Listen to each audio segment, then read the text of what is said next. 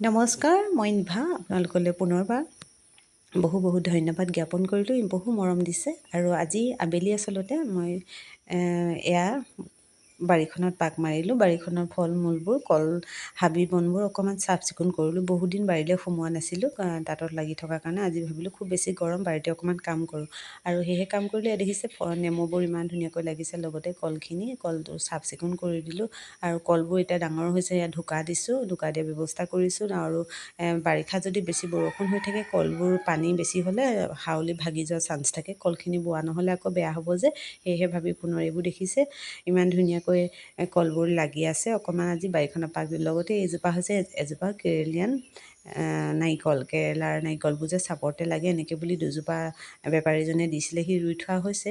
এইজোপা আকৌ আমাৰ লোকেল, আমাৰ ঘৰৰ পিছফালে থকা এজোপা নাৰিকলৰ পৰা পচাইছিলোঁ। তাৰে আমি 5 জোপা ৰুই থৈছোঁ ঘৰৰ নাৰিকল পচাই। ইয়াত এইবাৰ 4 বছৰত দবিয়াইছে।